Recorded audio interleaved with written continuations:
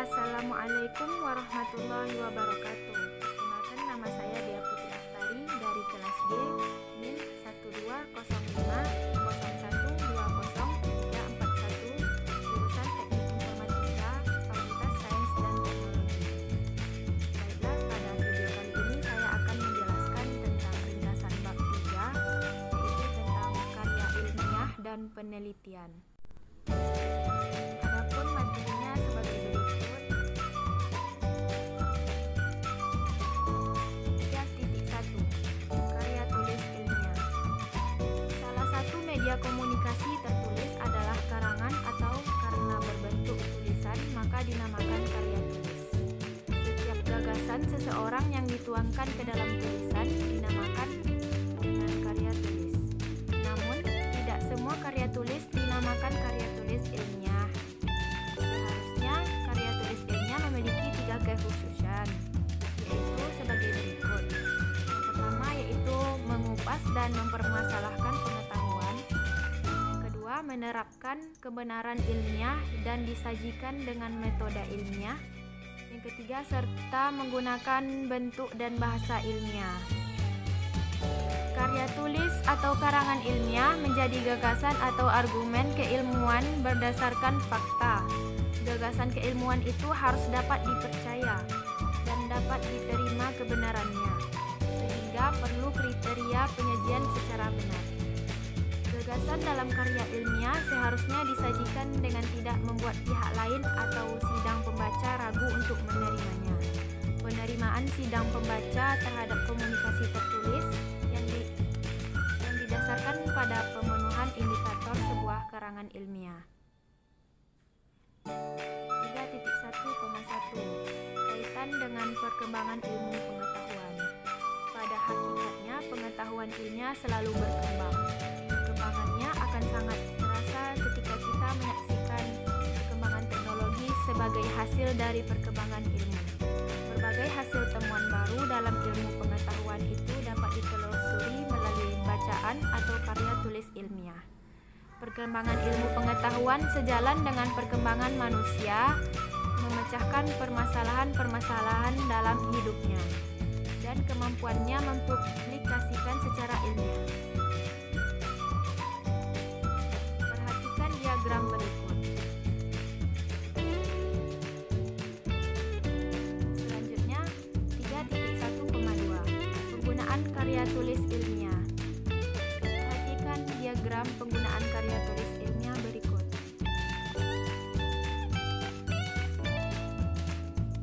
Perkembangan kemampuan menyusun karya tulis ilmiah di kalangan siswa atau mahasiswa telah banyak dilakukan, mulai dari pengembangan terhadap penguasaan unsur-unsur bahasa sampai dengan pengembangan terhadap kemampuan melakukan tahap-tahap proses kreatif.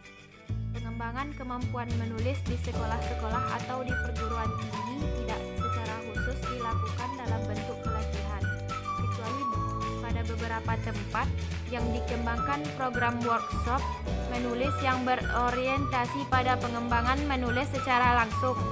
Pada umumnya, kemampuan menyusun karya tulis ilmiah yang dimiliki para pelajar kemungkinan sebagian besar karena dia mampu melatih dirinya. Kemampuan yang dimilikinya itu merupakan upaya seseorang dalam melakukan kegiatan pengembangan diri dalam menulis. Kemampuan menulis karangan bagi para pelajar sangat penting sebagai bentuk kegiatan berkomunikasi ilmiah secara tertulis. 3.1,3 Karya tulis ilmiah populer. Mempopulerkan ilmu pengetahuan. Mempopulerkan ilmu pengetahuan tingkat tinggi itu adalah mengabdikan pengetahuan ilmiah. Seorang ilmuwan barulah mendapat pengakuan sebagai ilmuwan besar setelah ia mempopulerkan ilmunya. Cara untuk mempopulerkan ilmu pengetahuan dalam karya tulis ilmiah populer itu bermacam-macam, tetapi umumnya adalah sebagai berikut. A. Menyatakan hasilnya. B. Sejarah kerja ilmuwan penemunya. C. Deskripsi jalannya percobaan atau pengamatan. D. Cerita fiktif tetapi berdasarkan ilmu.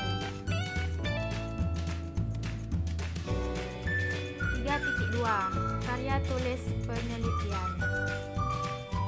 Tesis merupakan istilah umum untuk suatu tulisan akademik yang dilakukan oleh mahasiswa yang diwajibkan oleh perguruan tinggi.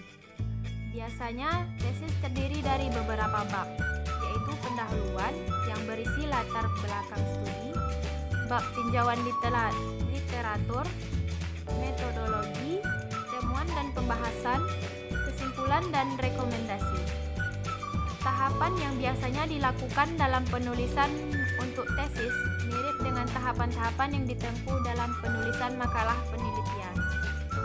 Lazimnya di Indonesia tesis secara berturut-turut dijuluki sebagai skripsi atau skripsi S1 untuk jenjang pendidikan atau strata 1, skripsi S2 atau skripsi magister untuk jenjang pendidikan atau strata 2, disertasi atau disertasi doktoral untuk jenjang pendidikan atau strata 3.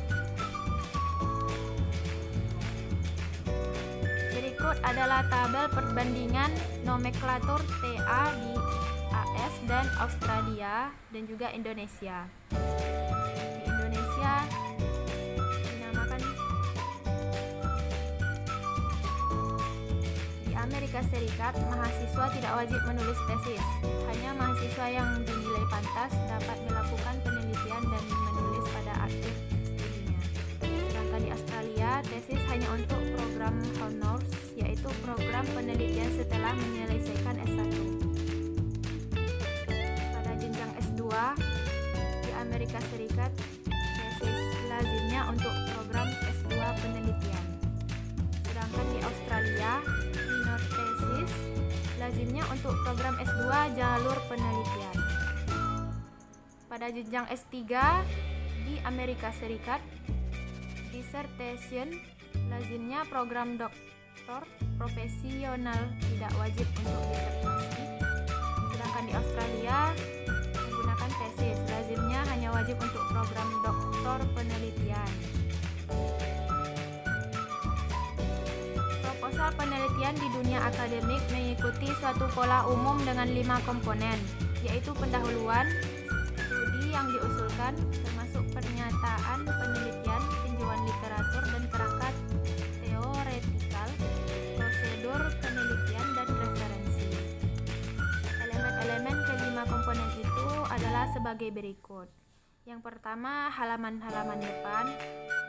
Bagian judul proposal mencakup antara lain judul tesis atau studi, nama jurusan dan fakultas, nama dan nomor mahasiswa, bulan dan tahun.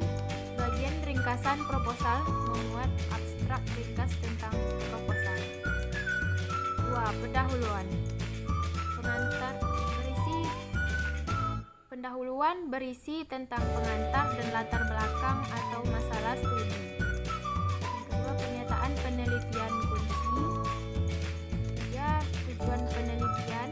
4. Delimitasi studi. Apa asal-usul Anda agar keterbatasan studi dapat ditata. Signifikasi penelitian. 3. Tinjauan literatur dan kerangka teoretikal. Tinjauan atas karya terdahulu dalam bidang yang dikaji yang relevan dengan pernyataan penelitian.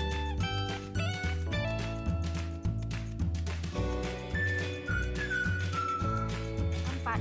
Prosedur penelitian meliputi rencana penelitian dan teknik atau metode yang diusulkan. Terdiri atas selayang pandang atau desain studi. Kedua, konsep-konsep kunci dan definisi-definisi dari istilah-istilah penting. Yang ketiga, data atau sumber informasi. Yang keempat, pengumpulan data atau informasi yang diusulkan. Yang kelima, metode yang diusulkan untuk menganalisis data. Yang keenam, kerangka kerja, biasanya meminjam dari sebuah teori yang menuntun studi Anda. Yang ketujuh, rentang masa studi atau timeline dan budget.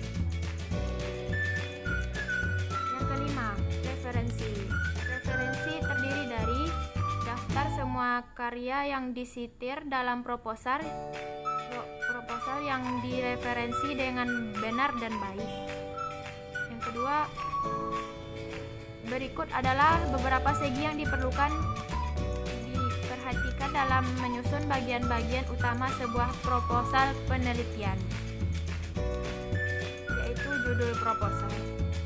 Judul proposal penting karena kesan pertama begitu menggoda. Selanjutnya terserah pembaca.